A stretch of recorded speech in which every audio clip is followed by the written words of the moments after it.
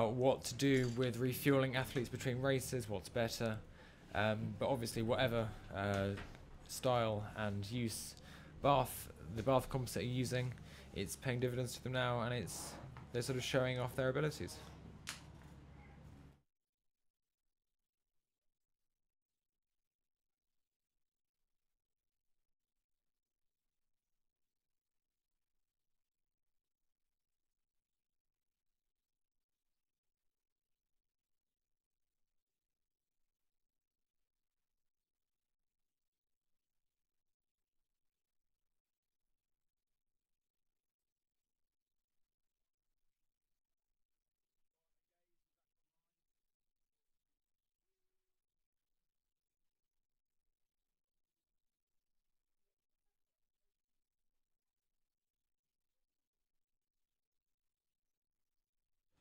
Well, thank you very much, Ed, and thank you, Joe. Fantastic commentary. As always, from the team here at Henley Women's Regatta, my name's Tom. I'm back with you for the next 90 minutes. You'll be delighted to know, and I'm joined by Izzy Copeland, a rower at King's School Worcester, and an expert on junior rowing, one of the primary bloggers on junior rowing news. She'll be divulging all things junior, and it starts off with Junior 8's race 195, Mount St Joseph's A on the Berkshire station and Emmanuel School on the Buckinghamshire station, and we're very excited to see some Junior H on the course, Izzy. Yep, so just coming into shot, I think they're on the top screen, just going back up the course. We should be seeing them come in onto the picture soon. So the Junior 8's quite competitive this year. Yeah, so there you are. You can see them on the screen now. So on the Berkshire side is Mount St Joseph's, and there's Emmanuel School on the Buckinghamshire side. You can see the Berkshire side are currently in the lead. They've got a length ahead, which is nice to have at this stage in the race because it means they can just keep on going down. They can start to get that headway and just start to relax into it a bit. Yeah, absolutely. You can control the race, and it's worth noting this Mount St Joseph crew are the Philadelphia City champions in 2018. So a crew with some domestic honours to their name and showing what they can do. They just need to be a little bit careful. There is something in the water there. They've avoided it successfully, which is good to see. And I think the word is crushing it here is they come down past our commentary box. Yeah, no, the Mount St Joseph's crew are certainly powering themselves down the course. They've certainly been training very hard for this race, pushing really far ahead of that Emmanuel School crew. There's a good 2 lengths in between them now. Yeah, I think Emmanuel, one of the more well-known, more well-recognised schools on the junior rowing circuit, but just outclassed so far today by a very impressive-looking crew from Mount St Joseph. Always nice to see them wearing matching visors. American crews always come over here with matching kit. It's actually aesthetically makes my life a lot more pleasurable as I see the crews coming down the course. But the Americans, as I was making the point earlier, if you come over, you back yourself, you must think you've got a bit of speed and you can take on the very best that the UK has to offer on the Junior Women's 8 circuit. And Mount St Joseph, under no illusions here, they know there will be sterner tests to come, but dealing with their first challenge pretty nimbly. Yeah, most certainly. From that overhead shot you could see there, you could just really see how much further ahead that the Mount St Joseph School are. They're just really powering up the course, and they don't seem to be slowing down either. We've seen today a lot of crews, as they've got ahead, got those couple of boat lengths over, they've just started to relax into it and slow down because they know they can. But here, Mount St Joseph just seem to keep on going, to be honest. Yeah, there's a relentless nature to the way that they are rowing. Not taking their foot off the gas just yet, and you can see there the drone shots illuminating the chasm that has opened up between Mount St Joseph and Emmanuel School. There is no coming back for the school from near Clapham Junction. I think I always go past them on the southwest from Southampton into Waterloo. Emmanuel School lining the railway track there, so they're near Clapham Junction where they hail from, but they are not going to be able to come back on terms with Mount St Joseph. So just looking at that, let's have a quick look at some results that have come in. Got the results of the aspirational quads beginning with race 191. So for race 191 with the aspirational quads. We have a win from Bremer Rudevieren von 1882 with 2 lengths ahead with 5 minutes and 16 seconds. For race 192 was Tideway Sculler School taking the win there, which was 2.5 lengths ahead with 5 minutes 16. And then we have Molesey Boat Club for race 193, which won 1 1/3 lengths ahead, which was 5 minutes and 12 seconds. And finally, race 194, which was Bath University Boat Club with Minerva Bath Rowing Club, which was a win against Imperial of 1.5 lengths with 5 minutes and 13 seconds.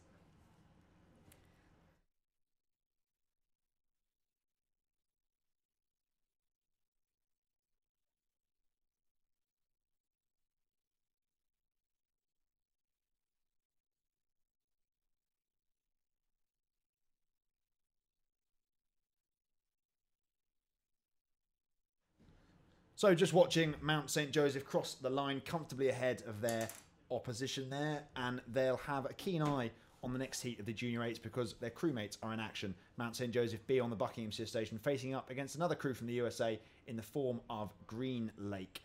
Always come across, or very regularly come across, for the Thames Challenge Cup at Henley Royal Regatta. They're not a school, so they can't enter the PE, so they enter a club crew into the Men's Club 8 event. And they're here at Henley Women's Regatta to see what they can do, as there are no regulations surrounding club or school entries into the Junior 8. Oh, look at that. Ferocious start from the Green Lake crew. You can really see them pounding it down there.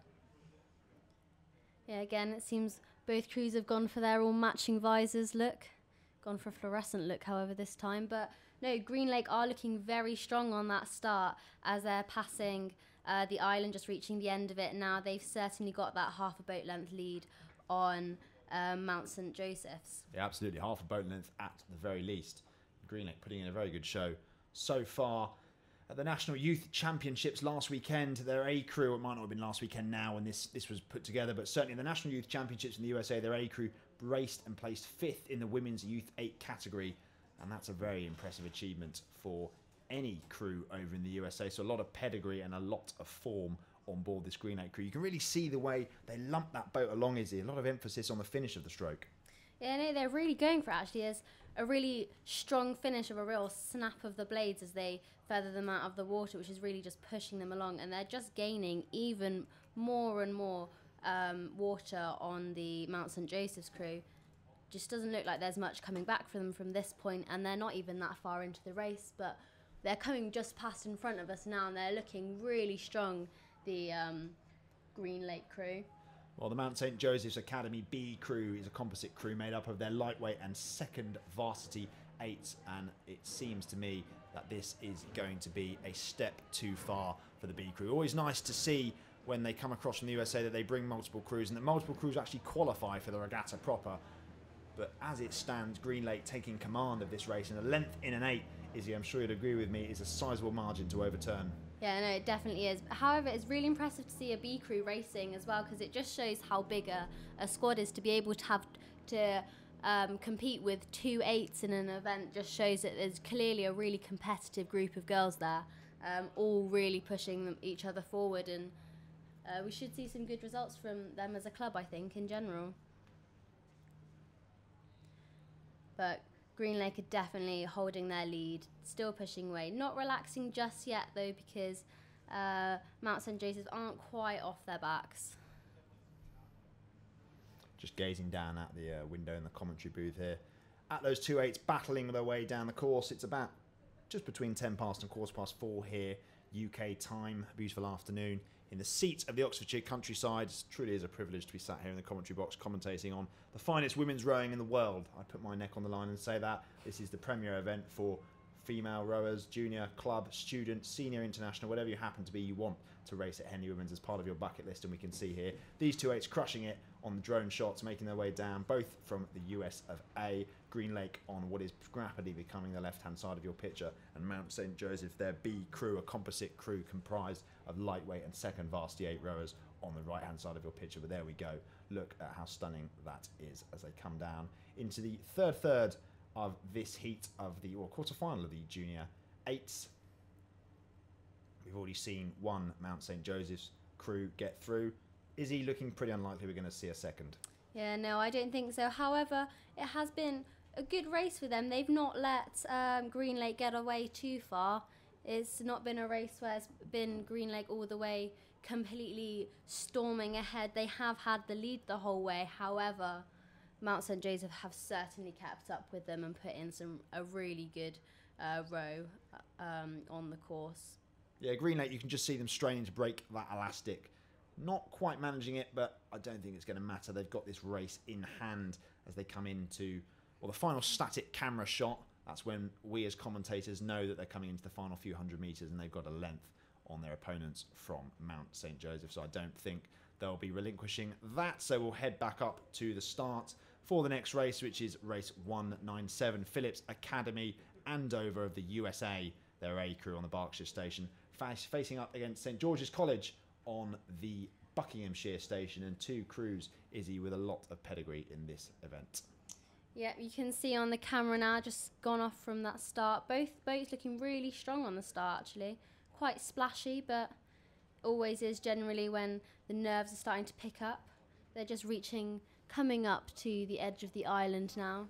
Difficult from these camera angles to tell quite who's got that lead at the moment.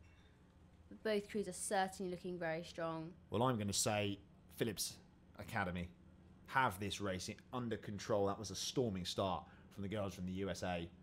Really took the race by the scruff of the neck and went out with something to prove, and they have already got a length on their opposition from St. George's College. Worth noting that at the New England Interscholastic Rowing Association Regatta, say that 3 times really, really quickly, this crew placed second and are a very, very competent crew. And they've noted in their bioform, while we don't know what this necessarily means in terms of their place amongst other crews, we know that they will be very confident in their performance due to their decision to travel to Henley in order to compete. And I suppose that ratifies the point that I was making earlier, in that if you come from America, you make that trip across the pond, you have to have a certain level of speed to actually think that you can win this event. You wouldn't come unless you thought you were going to win, would you? No, certainly you'd have to come having some confidence behind you, otherwise it's a lot of time and, I hate to say it, but money to Absolutely. come over here. So, no, it's most certainly an extremely strong queue. And you can see they're coming past our commentary box now, and they just look relaxed, taking long strokes.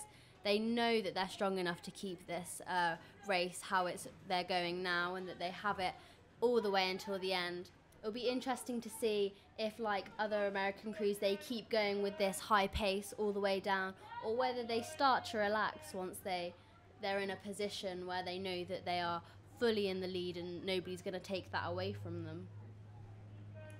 Well, if you are watching in the USA, welcome. I hope you're enjoying our coverage of Henley Women's Regatta. We're thoroughly honoured to have your patronage and your close attentions of all the racing here today. If you are having a Henley party, it's quite a common thing in the USA, I'm told. You'll be enjoying the sight of Phillips Andover cruising away to victory here on the Henley stretch, hailing from the east coast of the United States of America. Very impressive crew, and we've already seen 2 American crews progress through to the next round, and I reckon, Izzy, we're going to be seeing a third. I think we definitely will be. They're certainly storming down that course. They are not relaxing in the slightest, but they do look very relaxed and just composed. They know how to row, which sounds ridiculous, but they just know what they're doing. They know how to get to that finish, working as a team together. It's really impressive to see. Come on then, we've seen 3 American crews. We're seeing a 4th in the next race. We've seen 3 American crews. Which of these have impressed you the most? I have to say, I think it is that Phillips Academy crew there. They have just stormed down the course. Yeah, they certainly took the mantle, didn't they? They probably watched the 2 races go off before them, knowing what was to come, and they've taken this race by the scruff of the neck and not allowed St. George's College a sniff, who are no pushovers themselves. St. George's College always produce pretty good athletes. They were not entered as an 8 at national schools, and instead chose to race as a women's junior 16 and championship coxed fours. So it'll be interesting to see in the bioform, it says here, how these crews slot together. They haven't had a bad race, but they've just come up against better opposition on the day. So we'll move back to the start for race 198, the final quarter-final of the Junior 8s, contested by Bedford Girls School on the Berkshire station and another crew from the USA, National Cathedral School, NCS, on the Buckinghamshire station. Can they make it 4 out of 4, the US? I think they might make it. You think so? I think it could be. So this National Cathedral School, located in Washington, D.C., I'm told, was founded in 1900. So 118 years old, and it's their second appearance at Henley Women's Regatta, the first coming 2 years ago at the 2016 edition. So it is a very, very new crew to this regatta. It's also worth noting, fans of the Royal Wedding, if you watch the Royal Wedding, the Reverend Michael Curry, who made waves with his speech preceding Harry and Meghan's, well, marriage, I suppose. He was actually installed as the presiding bishop of the Episcopal Church at the National Cathedral on the school grounds. So there is no word whether or not he has actually prayed for their win at this regatta. We're not sure. We haven't got confirmation, but I'm sure he'll be supporting that crew. And I can imagine if you did watch the Royal Wedding here in the UK, you'll know exactly who I'm talking about. And it won't matter, even if you did pray for them, because it's working out for them so far. They've got a length and a half on their opposition from Bedford Girls' School. Yeah, it certainly seems like the American schools have got their training programs down to a T, as that's 4 crews now who have just been taking away with the water, just really pushing ahead of their other crews with no mercy as such. They're just absolutely storming down. So clearly we're missing a trick here in England. Absolutely, yeah, looking very, very impressive. So we might have an all-American lineup in the semi-finals of the Junior 8. Which would be good, actually, for the regatta as a whole, because it'd encourage American crews to make the trip more often if they think that 4 of their crews can take up the 4 spots available to them. Yeah, first time ever, I think, if it's an all-American final. I don't think I can say that has ever happened before at Henley Women's. Well, I'm no historian, I can't confirm or deny that one, Izzy, but it is going to be an all-American final and certainly an American winner this year, if National Cathedral School NCS, with plenty of support on the YouTube stream, continue to row the way they are. Look at that, very impressive on those drone shots. As they come down, there we go, we can see them making their way towards the second last static camera on the course, located reasonably close to Fawley Court, one of the most beautiful natural estates in the country. I can't see Bedford Girls' School catching them now. That's 2 lengths at least to the National Cathedral School. No, it's a shame for Bedford Girls' School, as they'll certainly